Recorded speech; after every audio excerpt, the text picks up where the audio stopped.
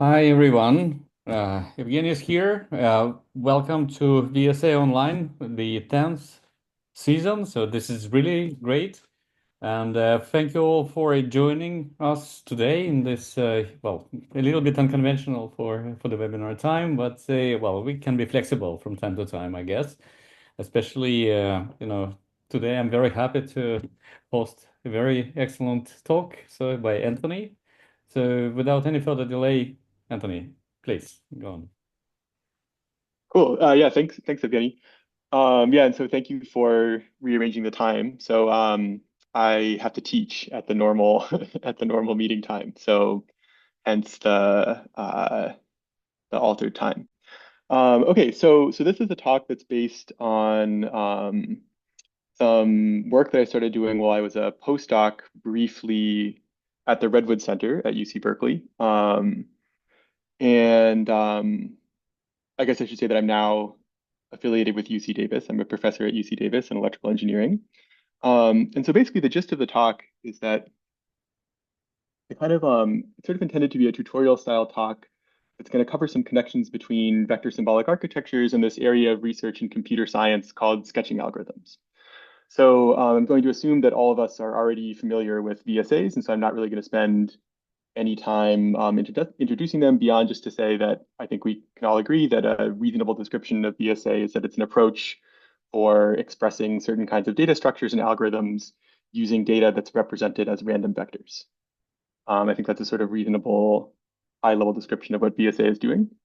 And sketching algorithms are doing something quite similar. So it's an area of research from theoretical computer science and numerical analysis that uses randomized methods to give approximate realizations of data structures and algorithms.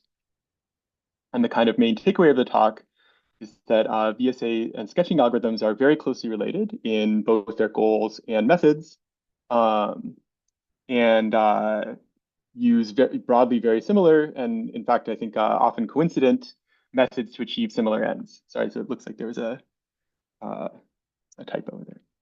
Okay, so the basic idea of sketching algorithms is that given data, what we'd like to do is construct a simple summary of it called a sketch that allows us to efficiently answer some query of interest. And the idea is that the sketch will support an answer to the query in a way that's much more efficient than the sort of obvious solution to the problem. So a classic example of this would be something like the least squares problem, where we see a design matrix A and then a vector of targets B. And what we want to do is find the vector X, which minimizes the squared error. So this is the standard least squares problem from linear algebra. But let's suppose we're in a situation in which this matrix A is really big. So for example, the number of rows in A is really large. So the idea of sketching would be to sort of compress A and B onto much smaller objects, which we can denote by A tilde and B tilde, and then solve a smaller least squares problem on them. And what we'd like is for the error that's achieved by this squashed least squares problem to be within some multiplicative factor of the best achievable error on the original least squares problem. So there's another variant of this problem in which you instead compress the number of rows, or sorry, the number of columns in A. But the basic idea is that what we want is we have an underlying algorithmic task that we're interested in, which is solving the least squares problem. And what we want to do is realize it in a more efficient way through approximation. And so the kind of typical theory question that we might be interested in would be, what is the relationship between the amount of squashing that we do and epsilon? So the idea is that, as we compress the design matrix and the targets more and more, presumably that results in a situation where epsilon gets larger. And the question of interest is to understand the trade-off between these two things. So as we compress the problem to achieve computational benefit, how does that affect the quality of approximation that we can guarantee? So one of the kind of major undertakings of the sketching literature has been to develop a kind of body of theory that allows us to answer these questions in a kind of mathematically nice and rigorous way. So typically what we want out of a sketch, right? So the idea of the sketch is that we take our data and compress it onto something smaller. And what we want out of the sketch is that it should be easy to compute in the sense that the algorithm which takes the data and does the squashing should be easy to obtain. And generally what this means is that there's no training per se. So, these sketches are typically constructed randomly in some way, and they're not trained or sort of optimized in some careful way like we might do with something similar like PCA, for example. So PCA could be sort of seen in a similar light in the sense that we're taking a matrix and somehow compressing it onto a smaller object that we think captures some salient structure. But just to achieve PCA, we need to solve an optimization problem. Um, and in sketching, we typically just instantiate the sketches randomly. So sketching is a very mature area of research in computer science, and it's been studied pretty intensively for about 30 years. So some of the major applications of sketching are to numerical linear algebra. So the least squares problem that I talked about before would be an example of that. There's also a broad area of sketching that applies this to machine learning. This would be maybe something like approximating a kernel machine. And then the kind of classic application of sketching are to things like databases, data structures, and search. So an example of a problem one might be interested in here is like we have a big database of points. We want to find the k nearest neighbors to some query quickly. How can we do that in a more time efficient way? So there's a huge amount of literature here. I'm not going to attempt to survey all of it, but I'm just going to try and go through and talk about some connections between some of the ideas from this field and VSA. So maybe just to reflect for a minute on why we should care about these ideas. So, I think broadly, the goal of the VSA community is to advocate for VSA as a general purpose framework for computation. Like I think kind of our broad pitch is that we think that VSA is a good way of expressing certain kinds of computational tasks. Um, and we claim that you can do these things using the machinery of bundling and binding that's supplied by VSA. So I think the kinds of questions that we should immediately be interested in are things like, right, if we're advocating for this as a framework of computation, we should be interested in what kinds of computations can VSA do efficiently, or at least more efficiently than existing solutions. And the question that really is of interest to me is under what conditions are the outputs of these computations correct? Right. So, we give a VSA realization of an algorithm or data structure. And we would like to know is under what conditions does this data structure have the correct behavior? So then I think maybe more broadly, we should also be interested in understanding the connections between VSA and other areas of literature to refine the narrative that we use to pitch this technique to the broader community. So, if we think, as I do, that VSA is something of interest that other people should be excited about, we sort of need to also be able to meet them where they are and explain how VSA is maybe similar to something that they know about and is offering something new, right? And so I think, in the broader computer science literature, there are actually many things that look quite a bit like VSA. And, so it's of interest to us to be able to connect with people who work in the broader computer science community and explain how what we're doing is of interest. Okay, so I'm certainly not the first person to have noticed that sketching algorithms and VSAs are quite similar. So other people have also thought about this. A lot of what this talk is going to cover today comes from this really fantastic recent paper by Clarkson, Yang, and Ubaru that came out. The latest version, I guess, was posted in 2023, but it came out a little bit earlier. And what they're doing in that paper is showing how you can derive some classic ideas in VSA through sort of very foundational ideas in the sketching literature. And I'll talk about several of those ideas in a minute. So a lot of what I'm going to discuss can be found in this paper, but I'll try and add a little bit of new material related to tensor sketching, which is something that at least as far as I'm aware, isn't discussed in that paper. There's also been several other people who have discussed either sort of more specific cases of sketching algorithms or in a more specialized setting. There's a line of work by Dennis Kleiko on the connections between VSAs and Bloom filters. And then there's some other work kind of in this vein. So without further ado, okay, so to kind of motivate some of these connections, let's think about a problem that's very canonical, both in sketching and VSA, which is approximate counting. So the idea of the approximate counting problem is that we see a sequence of symbols, say T symbols, that come from some finite alphabet of size m. So the idea is that we have this alphabet A, which just consists of m different symbols, at each time t equals 1 to t, somebody reaches into the alphabet, shows us the symbol, and then just does that t times. And our goal is to track the frequency with which each symbol occurs. So these symbols could, for example, be, say, IP addresses that are visiting a server. And our goal is to identify the, say, K IP addresses that most commonly visit the server, or it could be, say, like n-grams formed from language. And what we want to do is compute a distribution over the n-gram statistics of documents from different languages. So the first problem is widely studied in sketching, and it's called the heavy hitters problem. And then, of course, the language statistics example is a classic problem in VSA.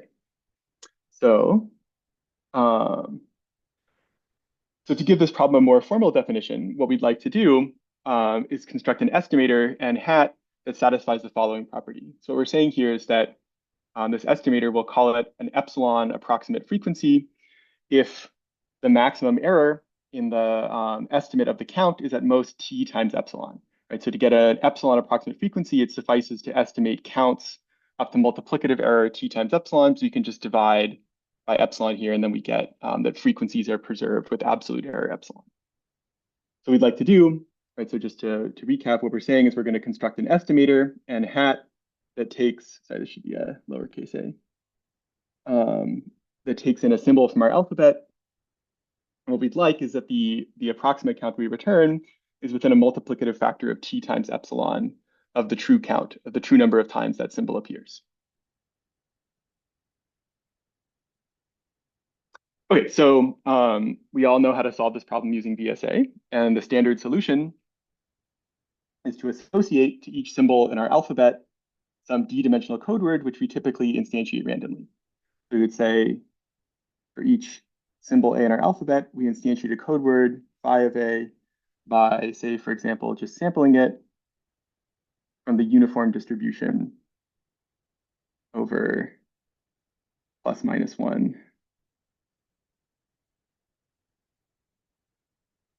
to the d. And then what we're going to do to represent, so we do this for all A in A. And what we're going to do to represent the stream is construct a vector B just by summing up the code words for all the symbols that we saw.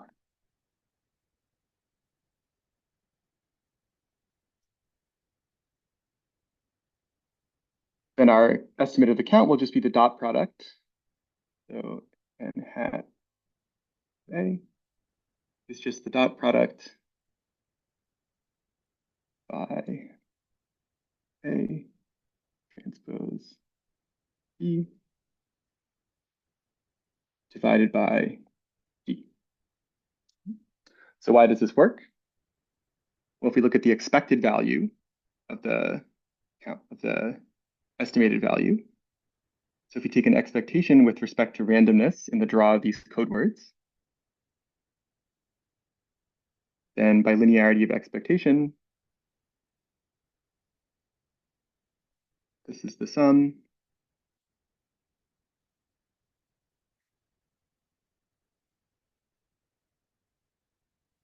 over the dot products between the embedding of the query symbol and the embedding of the things we actually saw. And then this guy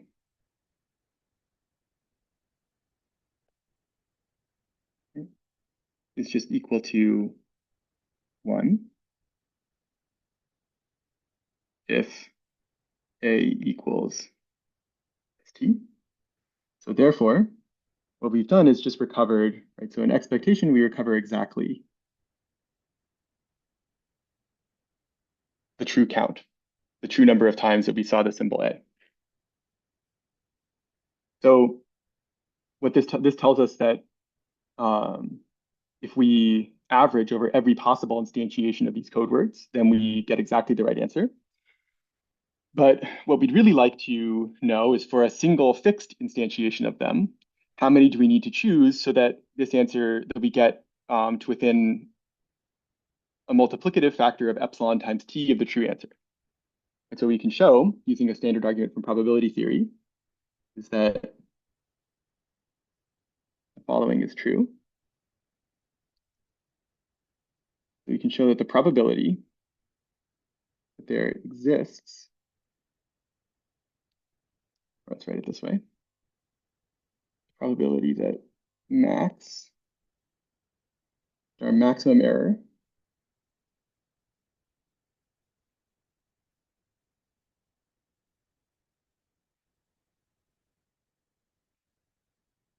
right? So this is saying the probability that we violate the desired error bound is at most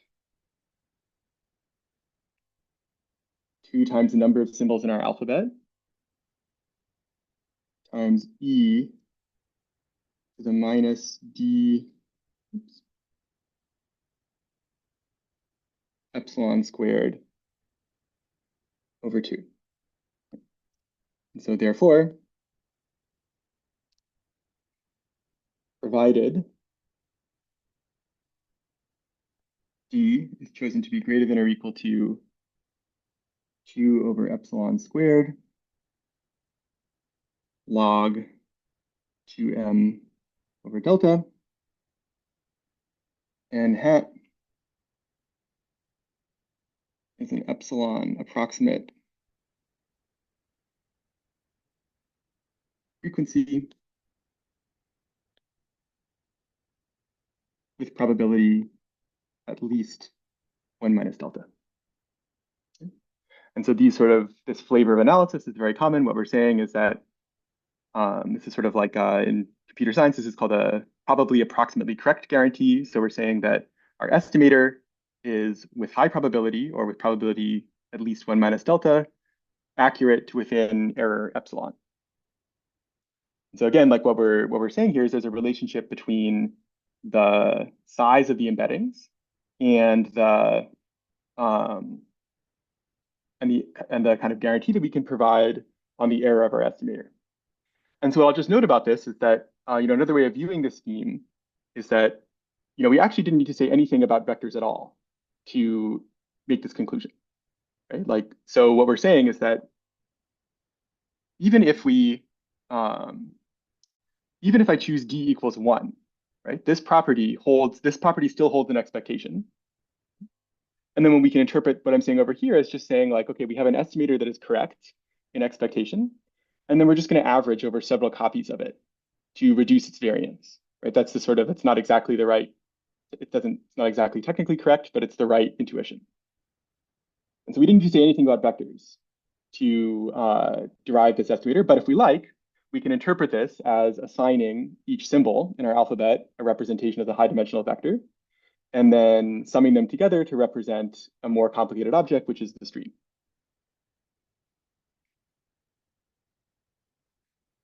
So we can also view what we did above as the output of a linear map in the following sense. So let's say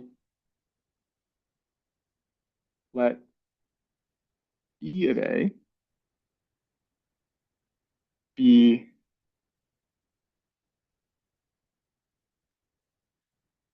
a unique standard basis vector in Rm that's associated to each symbol in our alphabet. So it's a one-hot code. Then we could write the true count as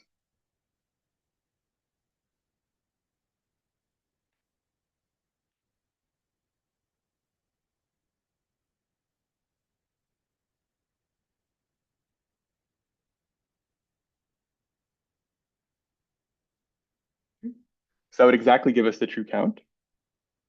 And then we could equivalently describe the estimator above as follows.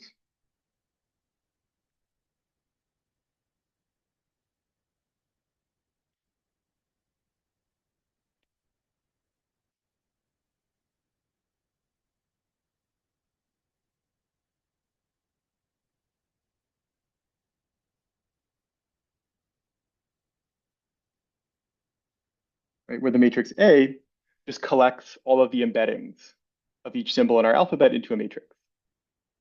So the one hot code just picks out the right column of A, and this is equivalent to what we said before.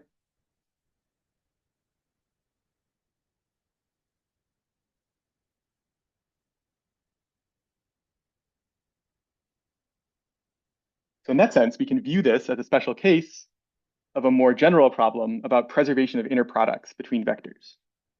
Right? So let's suppose that we're in the following situation.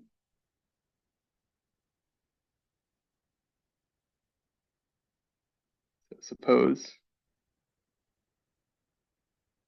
oops.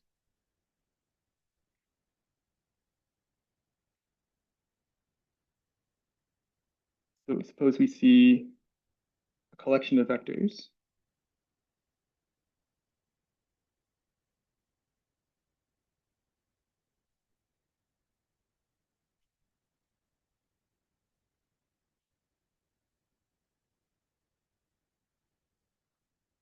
in Rm. We can ask, can we construct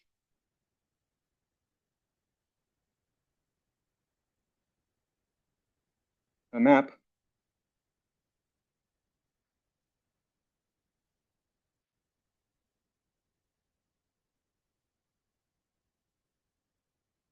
that satisfies the following property?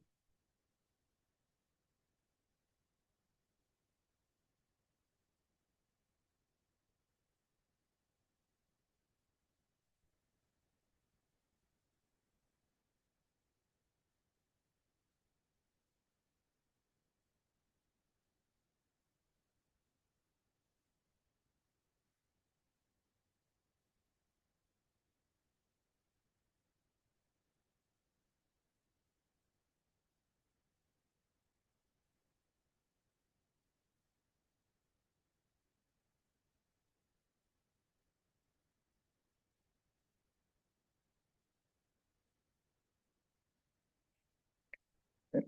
So if we can construct a map that satisfies this property, then the problem above arises as a special case in which we take the x's, x1 through xm, to be the embeddings of the symbols in our alphabet. And then we take xm plus 1 to be the vector which is the sum over all the ones we actually saw. Okay. Then in that case, the norm of x is 1, the norm of, call this guy x prime, the norm of x prime is t, and so therefore provided we can construct a map that has this property, we get automatically for free an epsilon approximate frequency estimator. Okay, so the family of transforms that satisfy this property is studied in the sketching literature under what are called Johnson-Linden-Strauss transforms. The Johnson-Linden-Strauss transforms come from this famous result that was originally shown by Johnson-Linden-Strauss in 1984, which says the following. So if we have any collection of n vectors in m-dimensional space, then there exists a map from Rm to Rd, where d, the dimension of the space into which we're embedding, is on the order of 1 over epsilon squared times log the number of points that satisfies pairwise preservation of distances up to a multiplicative factor of 1 plus or minus epsilon. So what we're saying is that for any set of points of finite size, we can always embed them into a space of on the order of log the number of points dimensions in such a way that we preserve pairwise distances between them. So from that property, we can prove another one, which is that we can sorry, I should say the map F equals AX for some matrix A. We get this pairwise preservation of inner products as well. So from preservation of pairwise distances, we can get preservation of pairwise inner products.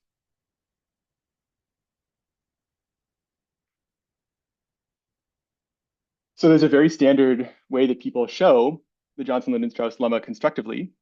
And so what we do is describe a distribution over matrices that satisfies, that preserves the norm of unit vectors with probability. So what we're saying here is that what we want this distribution of matrices to do is that if we look at the norm of the embedding of a unit vector, so what we're saying here is we take our matrix A and multiply it by a unit vector and look at the norm of that object.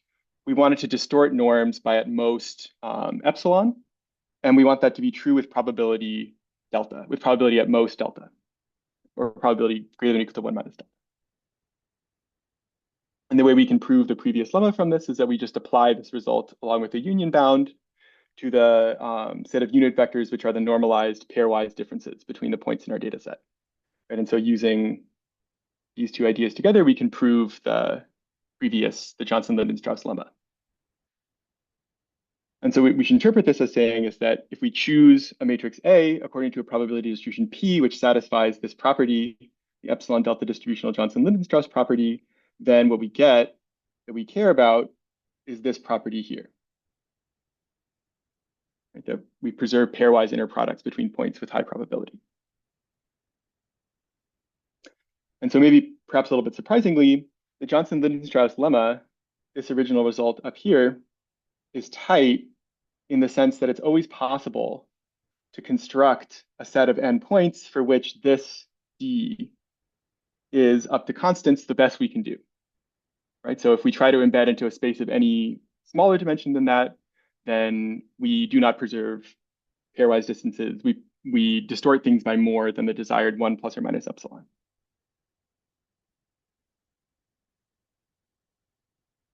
So maybe I'll just sort of make a remark here that the thing that's kind of amazing about this is that nowhere in our expression for D does the dimension of the input data appear, right? Like M could be really, really large.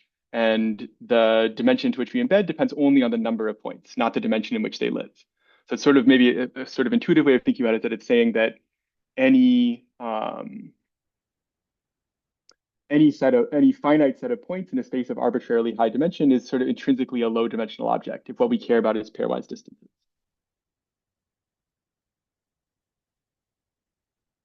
Okay, so just to recap where we are, what we said is that the approximate counting problem is a special case of a more general problem about preservation of dot products. And in particular, anything that satisfies this epsilon delta distributional Johnson-Linden-Strauss problem property will give us an approximate solution to the counting problem with high probability. And so the question is, what kind of distributions satisfy this epsilon delta distributional Johnson-Linden-Strauss property?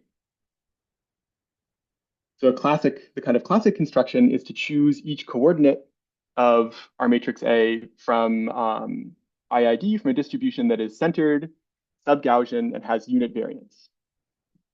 Then if we rescale that matrix by 1 over square root D, the dimension of the space into which we're embedding, then the resulting distribution satisfies the epsilon delta distributional Johnson-Linden-Strauss property for D on the order of 1 over epsilon squared log 1 over delta. And this is the kind of classic way that people prove the Johnson-Linden-Strauss lemma. Right, so notable examples of this would be to choose each component in our matrix independently from standard Gaussian. Another one is to choose it from, another classic construction is to choose it from a matrix of random signs, or to choose each component to be a random +1 -1. Or there's a sort of sparse-ish variant of that where most of the entries in the matrix are 0. Right? And so just to reiterate, what we said before is that we can view this process of assigning a code word to a symbol. Right? So if we say phi of A, sim,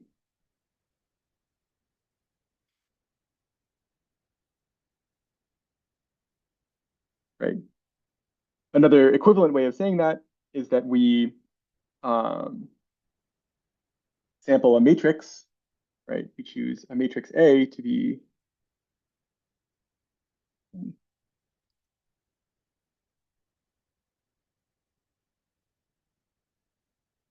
and then set phi of A is equal to, right, where this is the one hot code of A. And so these are just two equivalent ways of describing the same thing. And in particular, the VSA solution that we looked at earlier is a special case of the Johnson-Linden-Strauss embedding in which A is chosen from this +1, in which we use this +1 -1 construction for A.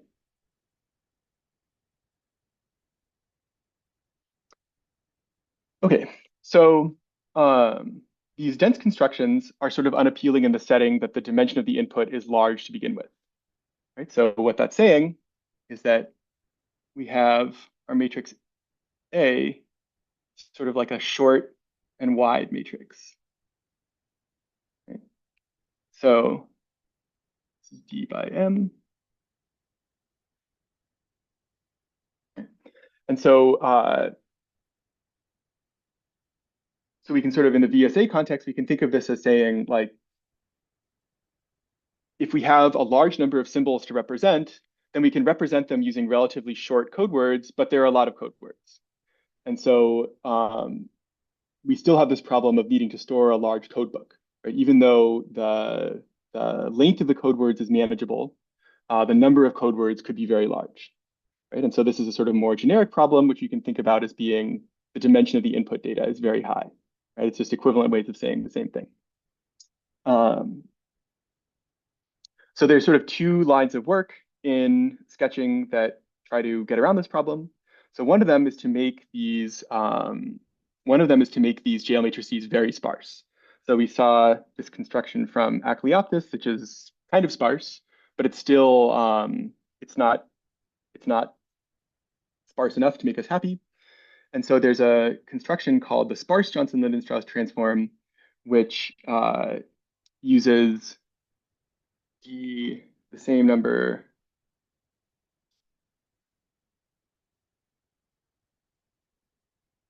rows, but just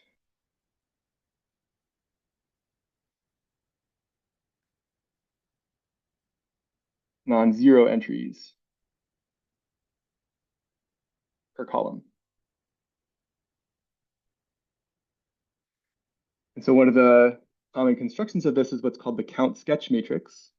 So what we do is partition our JL matrix into a bunch of equally sized blocks. So pretend that these blocks are equally sized. And then within each block, or each column, we just pick a single location in each column to turn on. So we start out with everything equal to 0. Within each block, we pick a single row that gets turned on. And in that row, we store a uniform +1 or -1. And so we pick a random row to turn on, and then in that row, we store the outcome of a coin flip. That's a question in chat. Um, so, okay, so wait, sorry, where was I? I lost my train of thought. Right.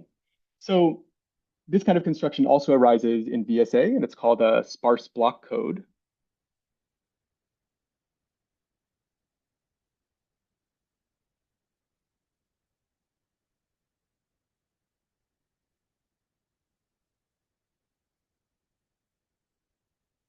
And in sketching, it's called a sparse Johnson-Lindenstrauss transform.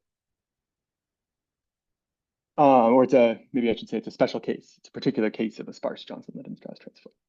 And in practice, typically what people do is they realize this architecture implicitly by using hash functions. So instead of explicitly realizing this matrix, which wouldn't actually save us anything over doesn't save us anything that meaningful over the dense case in which we just materialize a bunch of code words, right? We still have linear scaling of storage in M. What people do instead is they realize it using these hashing architectures, and that can finally be the linear scaling in M. And in the sketching literature, this construction, the sparse JLT, is due to Kane and Nelson in 2014. So there's another family of work which tries to bake structure into the JL matrix so we can apply sort of FFT-like algorithms to compute the product AX more quickly. An example of this is what are called randomly subsampled circulant matrices. So a circulant matrix is one where we choose a generator. So let's say let C be a vector in Rm, and then we generate a circulant matrix C by just concatenating together the cyclic shifts of C. So if rho is a cyclic shift operator, the first column is C, the second column is a cyclic shift of C, and so on.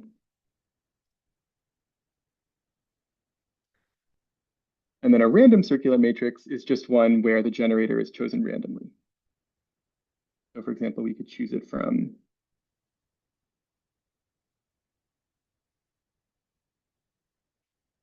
this. And so this construction arises in VSA2, where people want to generate these code words on the fly by permuting or cyclically shifting a fixed seed. Right, so what's sort of unappealing about this? Well, if we want to represent M symbols, in order to have M distinct code words, the dimension of them needs to be M, right? Otherwise, we would just come back to the same thing if we're using cyclic shifts. If we use a more general permutation, then we can get away with something smaller. But what we can do is show that if we just subsample a set of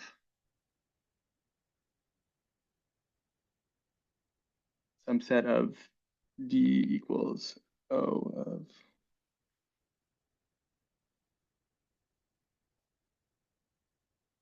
rows from the circulant matrix, then the resulting matrix satisfies the Johnson-Linen-Strauss property with the requisite probability. So what we're saying is that our matrix A, we can describe it as the product of a sampling matrix, which just selects a subset of this many rows from a circulant matrix C. So this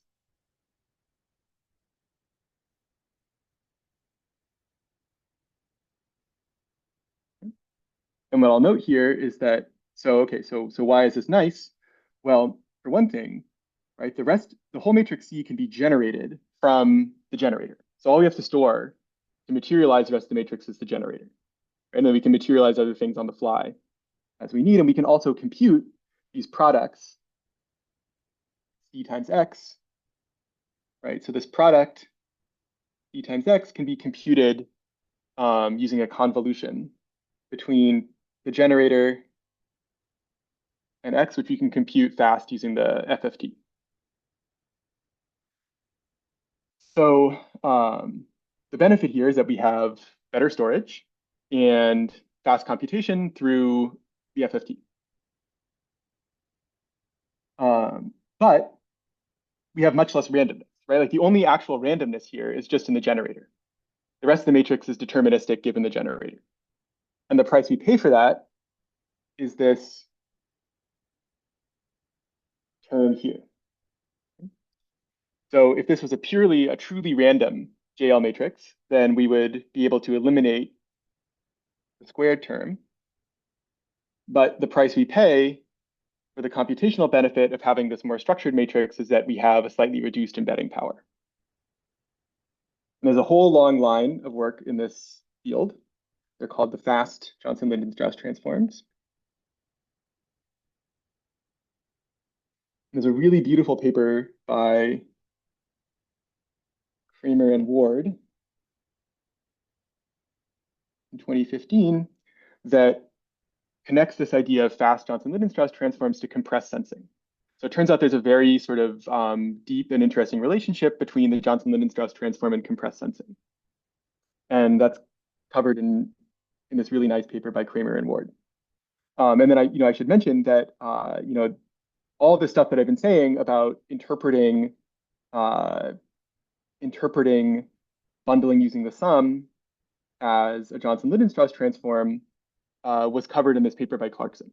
So they go through this in really a lot of great detail, and I'd recommend that as a sort of reference point for the stuff that I'm saying. And they also talk in that paper about the sparse JLT and the fast JLT. So also Clarkson Clarkson, Ubaru, and Yang in 2023.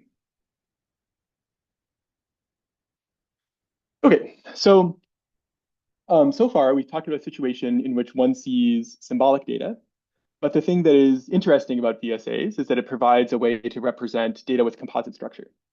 So an example of this is the language n-gram example. So there, the symbols that we're seeing are n-gram, or the objects that we're counting are n-grams, but the n-grams can be built out of simpler objects, right? An n-gram is a collection of character index pairs, right? So we can view an n-gram as a set of character index pairs, right? And so what we're interested in doing is building representations of this type of more structured data, right? So things like key value pairs or perhaps more general kinds of tuples. And so there's a really, I think, mathematically beautiful line of work by Smolensky that started in 1990, which I'm sure we're all familiar with, that approaches this using Kronecker products. So Smolensky's idea was to say, let's suppose that we see a tuple, a pair xy that comes from a product space, x cross y. And what we're going to do is represent this tuple as the Kronecker product of random codes, right? So just like in VSA, we assign each object in X and Y a random code, where here we want to impose the additional restriction that the norm of these codes is 1, right? Their unit length. And then we represent tuples from product spaces by binding them using the Kronecker product. So before we go on, let's just briefly recall a couple useful properties of the Kronecker product. The Kronecker product is a type of blockwise matrix product that's defined by, if we have a matrix X and then we're Kroneckering it with Y, we take the first element in X, multiply it by everything in Y, and then just stack this up for all the different elements in X. Right? So the Kronecker product, the dimension of the Kronecker product in two matrices grows really quickly. Right? So if we have an n by m and a p by q matrix, then the result is an np by mq matrix, right? So it's a very big thing if these are large. And then a notable special case that we're interested in is when x and y are vectors, right? So if these are just vectors, then we can identify the Kronecker product with the vectorized outer product between the two vectors. So the Kronecker product satisfies this interesting thing called the mixed product property, which says that if we have the matrix product between two matrices, right? So these are both just matrices, matrix A, matrix B, right? So if we have the matrix product between two matrices, which are themselves the Kronecker product of conformable pairs of matrices, then we can rewrite this as the product, right? We just multiply X and V and then Kronecker it with the product of Y and W. This is called the mixed product property. And so Smolensky's architecture is exploiting these properties of the Kronecker product to represent different kinds of structures of interest. So to give an example, let's suppose we're interested in answering a relational, some sort of analogy query like Paris is to France as London is to what?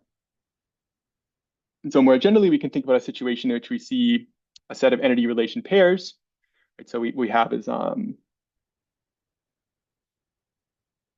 we have a left entity, a relation between them, and then a right entity. So this would be like Paris. This would be capital of, and this would be France.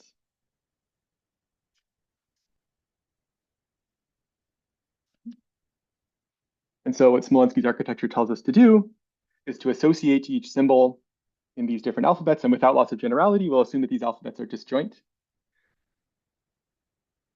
So what Smolensky tells us to do is associate to each symbol in our alphabet a random code, and then to represent this set S, we'll just sum up the tensor product bindings between its constituents.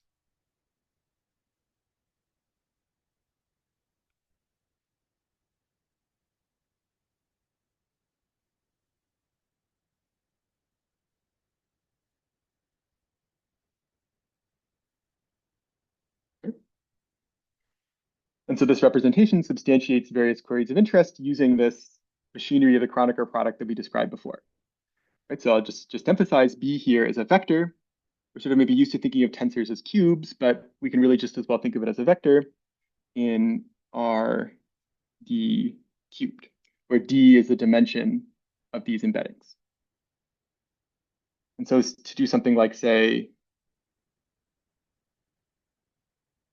find the set of all relations linking X and Y, we can do the following.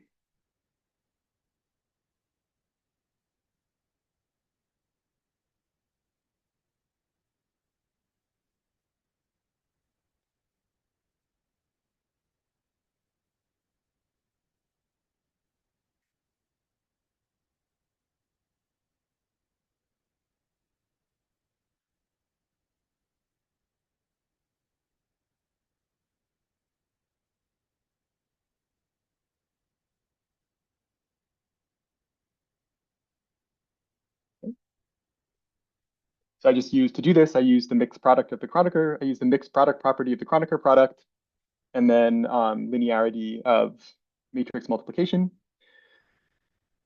And then the usual argument is that right, so if these things are chosen in such a way that dot products between distinct symbols are small, then what we end up with is a bunch of these dot products will more or less cancel out, and we end up with the representation of the set of all relations that link these two entities. And so we can do, there's lots of other kind of similar kinds of queries that can be represented in this way. So this architecture is sort of, I think, mathematically very beautiful, and it just kind of these sort of like question answering properties that we wanted these representations just fall out of it with immediately from the properties of the Kronecker product. But the disadvantage is that we've gone from embeddings which are d dimensions and we've blown them up into a d cubed dimensional vector. Right? So this binding operator is not dimensionality preserving. And so the insight of the early VSA work, like so from people like Tony Plate and Ross Gaylor and Pentti Kanerva, was that we can accomplish similar kinds of operations. We can accomplish similar kinds of queries using dimensionality preserving binding operators.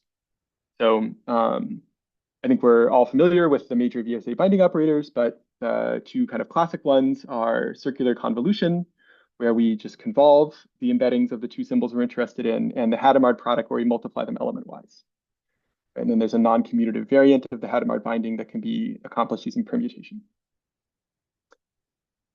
And so the idea is that by introducing these dimensionality preserving binding operators, we can substantiate many of the same kinds of queries in a possibly more space efficient way. And I say possibly because the fact that these operators are dimensionality preserving doesn't imply that they are space saving relative to Smolenski's architecture. Like it could be that the price we pay for having a dimensionality preserving binding operator is that now, right? So now D just needs to be much bigger than it would have needed to be with Smolenski's architecture. Right? So dimensionality preservation doesn't necessarily imply space savings.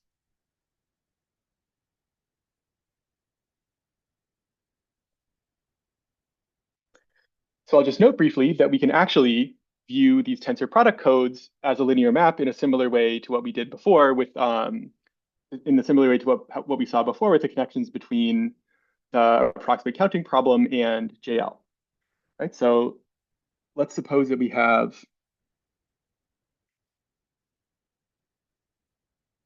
a matrix A, which is equal to the Kronecker product of A1, Kron 2, Kron A3. And then now let's say we have a vector X, which is equal to E of xt Kron.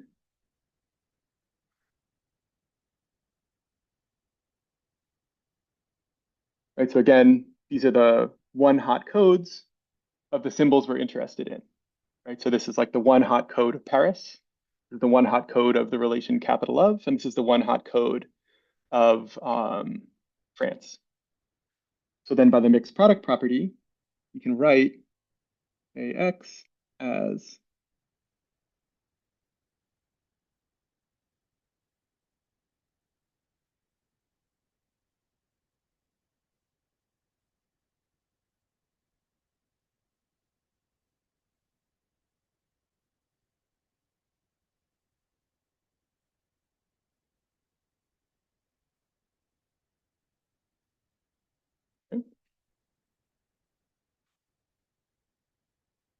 And so this should remind us of JL, right? So what we're saying here is that we are constructing an embedding, call this E, and E plus AX. And so if this matrix A, which is the Kronecker product of these submatrices that are applied to each factor, also satisfies the JL property, then we could apply the same machinery that we did before to analyze things like queries that can be expressed as inner product between these codes using the machinery of sketching. And I'll just note that, so Smolensky's architecture can be cast in this light by saying, right, these matrices A1, A2, A3 are just the matrices formed by concatenating together the codes that we assign to each symbol in each of the factors, right? So we take all of the codes assigned to cities, glue them into a cities code book, that's A1. We take all of the codes assigned to relations, glue them together into a relations code book, that's A2, and do the same thing for A3, right? So we can again use Smolensky's architecture as a particular case of as a particular realization of a linear map. And what I'll just mention is that I think in the interest of time, I won't go into this in too much detail, but right, like, so if we wanted to say cast this, so this is a matrix, this thing here is a matrix times a vector, right? If we wanted to cast this operation in terms of JL, we could just apply JL to each of the rows of this matrix, and then we would get an approximate matrix vector product. And so we can cast many of these kinds of queries that we're interested in VSA in the language of JL and randomized linear algebra. Okay. So, right, the difficulty with this situation is that we can sort of think of this as following. Like what we're saying is that we're applying JL on each of the factors independently and then combining them together using the Kronecker product. And the difficulty here is that even if somehow we are able to compress each of the factors down to say just 2 dimensions, right? So what we're saying is that the code words for each factor just has 2 elements in them. Right? The dimension of this object, in general, if we say have C factors, right, we're chronicling together C 2-dimensional things, so the dimension of that's gonna be like 2 to the C. So we have this problem where even though we can sketch each factor individually in a nice way, the operation to combine them together results in an unmanageably large representation. So in the sketching literature, this question is addressed in this field called tensor sketching, which is concerned with the following problem. So we'll suppose that we see vectors, x, which are the Kronecker product of a bunch of smaller vectors, right? So what we're saying is that we're Kroneckering together, right? Each of these lives in Rm, and then we're Kroneckering together C of them to get some really big vector that lives in Rm to the C. And so again, what I'm saying here is that we can interpret this tensor product representation as a special case of this problem in which the x's happen to be one-hot codes. Right? But we can be interested in a more general setting in which there are arbitrary vectors that could have whatever inner product structure we like. So the question is, can we design a distribution over matrices with D rows and M to the C columns that factors over X, right? In the sense that I implied over here, right? We can take this matrix and we can decompose it in such a way that we sketch each factor independently. Right? So this is a sketch of factor 1, sketch of factor 2, sketch of factor 3, and then combine them back together in such a way that we can achieve a D, right, that is hopefully linear, but at least polynomial in C, right? So the Smolensky approach achieves something that is exponential in C. But what we'd like is to achieve something that's linear or maybe at least polynomial in C. Right? Then we could apply the results above about preservation of inner products to give approximate answers to the kinds of queries that we're interested in VSAs. And so the field of tensor sketching is concerned with devising JL constructions that have this property. And so we're running low on time, so maybe I'll just sort of skip to the punchline here, which is the following. So in order to introduce the key idea of tensor sketching, we need this additional matrix operation called the transposed Cauchy-Rao product, which sometimes goes by the kind of violent sounding name face-splitting product. And so what the transposed Cauchy-Rao product is we just take the tensor product. It's the row-wise tensor product of so we take the tensor product between each row of x and y. And so we look at row one of x tensored with row one of y, row two of x tensored with row two of y, and then so on. Right, so we have a very, very wide matrix, but it's still relatively short. And so this transposed Cauchy-Rao product satisfies this useful property, which says that if we have x transpose Cauchy-Rao y, and then we multiply it by the Kronecker product of two vectors, right? So this is a matrix vector multiplication, and we can factor this in the following way. Right? So we take xw, and then we element-wise multiply it by y times v. So we could cast something in VSA as a special case of this in the following sense. So let x, y be chosen uniformly at random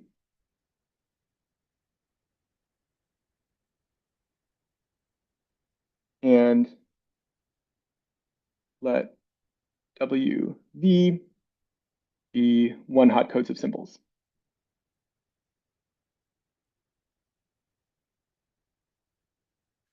Then what this is telling us is that if we construct our JL matrix like so, x transpose Cauchy-Rao y, then a w Kronecker v equal to a w element-wise product. Sorry, I should xw Kronecker yv. And so again, if these are one-hot codes, then we can interpret this as just picking out the code word from these code books that corresponds to the symbol that we're interested in, and then element-wise multiplying them, which is exactly what we would do in map. And then we could interpret the case in which we permute some of the code words as this fast Johnson-Lipton-Strauss transform, where we construct the JL matrix using these cyclic shifts of a generator matrix and then subsampling the rows. Okay. So the kind of key result here is that for a bunch of practically relevant constructions of these JL matrices, if we have a collection of independent JL matrices, then their Cauchy-Rao product is also a JL matrix. So again, this is useful because we can factor this matrix vector product over each of the things we're interested in sketching in this way, right? And so we would get Hadamard binding as a special case, as I described above. Unfortunately, it turns out that this type of architecture still doesn't beat the exponential scaling with C, right? So we can show that to get this distributional Johnson-Lipton-Strauss property, which again is sufficient to realize the kinds of queries we're interested in, it suffices to take right d to be here, where we still see the problem is that we still have this C up in the exponent. And so there's a kind of interesting line of work in sketching that tries to beat this using these what are called tree sketches, where you kind of like recursively sketch the factors. And unfortunately, I wanted to talk about those too, but I think we're out of time. So maybe I'll just sort of briefly end by recapping. I think the idea here is that we can unify a lot of the machinery of VSA under the heading of the Johnson-Lipton-Strauss transform. And so this insight was kind of, I think this was the kind of central insight of this paper that I mentioned by Clarkson, Yang, and Ubaru. But it turns out that there's a whole sort of subfield of sketching that is concerned with exactly this situation, in which the data we want to sketch can be expressed as the Kronecker product between vectors representing the different factors that we're interested in. Okay, so yeah, as usual, I ran out of time without talking about everything I wanted to talk about. But I have some time to stick around for questions if anybody has questions they'd like to ask. Anthony, thank you first of all, and for sure. I mean, if you even if you haven't talked about everything you wanted, it's still kind of good intro. So and to look information further. Thank you very much. Questions? So please unmute yourself and speak up. So let me see.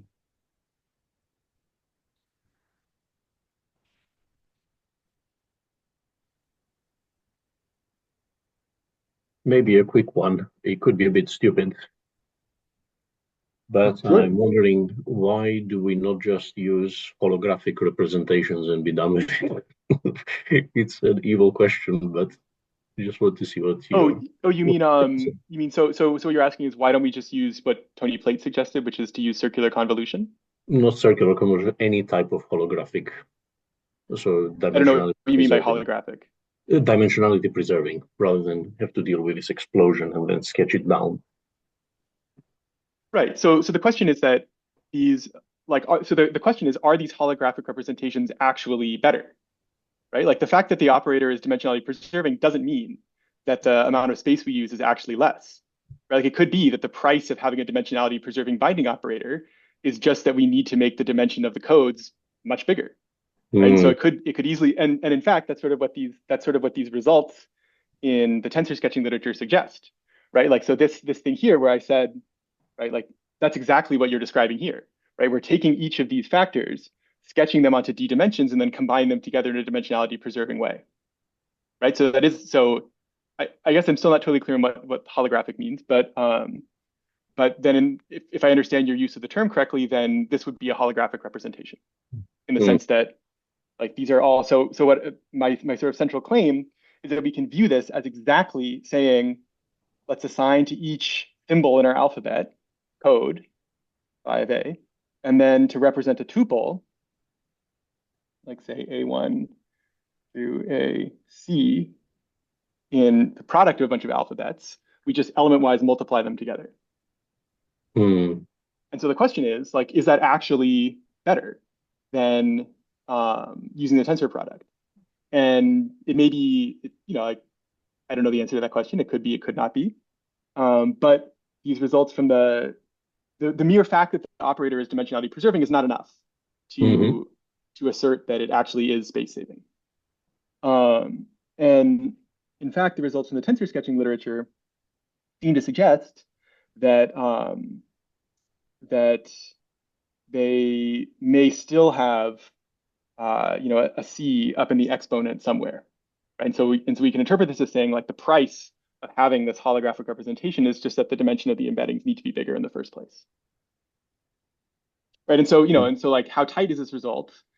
So this paper has a tightness result in it that I don't totally understand, so I didn't want to talk about it. But basically, I think what they're claiming is that you can construct a set of points for which this is the best you can do with like in the JL sense of preservation of distances. Now, the fact that there exists a set of points for which this is the best you can do doesn't mean that there aren't other sets of points of interest for which you can't do better, right? So I would hesitate to say that like this means that we're just doomed. Um, but the way that people have tried to get around this is using this idea of these tree sketches. Right? So the idea of a tree sketch is that you say you like sketch two of the factors using one of these tensor sketches, but where the dimension of the tensor is just two, right? So then in this result here, we would have like a two for C, right? And then you recursively sketch these together to build the sketch of the whole thing. Makes me think of decision trees. I don't think it's quite like a decision tree. So I mean it's a similar kind of like tree structure. It's a recursive kind of thing, but there isn't really like a decision being made at each node per Yeah. se. Anthony, Excellent. Thanks. we have a question in the chat from Joshua. We are Oh, asking about TPR and VSA relationship. um, You mentioned VSA versus Linsky may or may not save on memory. Is that an open question or is it known depending on the situation and one is sometimes better? Um, yeah, I don't really know the answer to that. I think you know, my impression from the tensor sketching literature is that these so basically so the claim is the following, that the kind of classic VSA binding operators that we're familiar with, like element-wise product and circular convolution, can be cast as special cases of tensor sketches. And for those tensor sketches, there are, again, take this with a grain of salt, but there are worst case guarantees which show that they still have some sort of exponential dependence on the number of things you're trying to bind or tensor together. So now the question is, like, those are those bounds pessimistic, or are they also achieved in the settings of interest in VSA? And I don't know the answer to that question.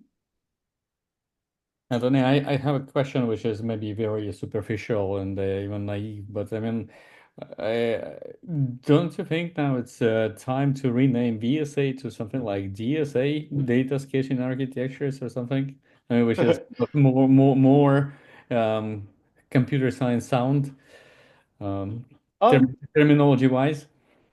I wouldn't say I have no problem with vector symbolic architecture. I think Yeah, I don't in I any mean, way. you presented a nice framework in which I mean data sketching is explained and via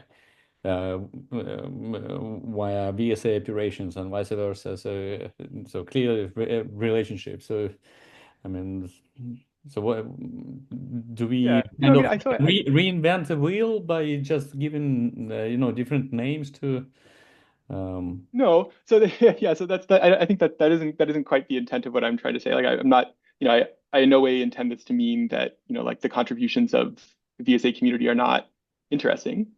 Um, and I think like so I think maybe this is sort of more of a kind of philosophical point, but the sketching literature is saying like we have an algorithm or a data structure and we want to realize it in some efficient way. And then it turns out that this sort of framework of the JL transform is kind of a nice way of designing sketches that do this. Now, I think, the VSA direction sort of approaches this from the opposite way and says, I'm going to propose a system of computation that acts upon data represented as random vectors. And I think that these are kind of, these are sort of dual to each other in a certain sense, but I think that both perspective is useful. And, I think like we certainly shouldn't throw the, we certainly shouldn't, I think like the idea of saying, I think I don't want to speak for what was in the mind of the original pioneers of VSA, but I think my interpretation of it is that what we're saying is that this is really an architecture for general purpose computation, right? And I think that is really, and maybe the idea is that this is an architecture for computation that can be realized in a type of neural network that can add and multiply its inputs. And I like him absolutely. that to Yeah, me is a very sort of insightful and powerful idea, and I certainly wouldn't want to suggest otherwise. And sure. and I think also we should bear in mind that this paper here, this is from 2019, Mhm. and Tony Plate was doing something very similar in 1995. So I would certainly not suggest that this is somehow like that this is somehow just sort of supersedes all of the work on VSA.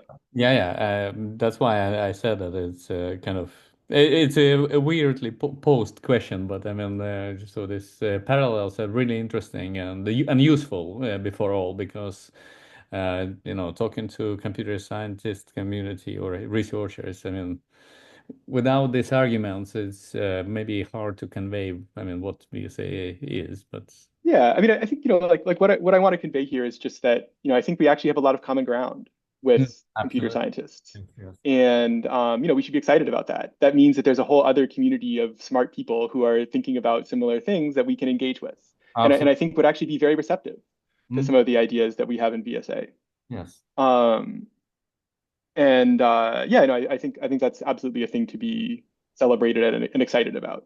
Um, so there's one other question in chat, which is, doesn't needing more dimensions mean that we will need less dimension reduction if the input dimension is very large.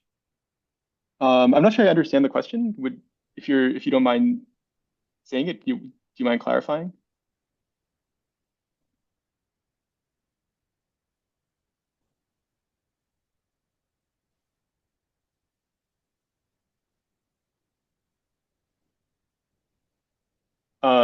Okay. Well, yeah. So if you want to follow up on anything, feel free to send me an email or something. I'm happy to talk more. Let me poll for questions again, so and see if, and I will monitor the participants list. So last chance to ask, Anthony.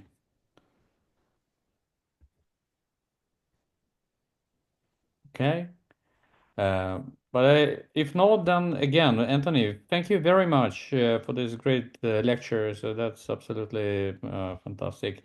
And thank you all for joining today. So next time we see in 2 weeks. So please check the schedule on the website. And so we have plenty of exciting topics to discuss this season. Um, all right. Have a nice day and the week. Goodbye for Okay. Thanks a lot. goodbye for Bye. now. Goodbye. Bye. Thanks, everyone. Bye.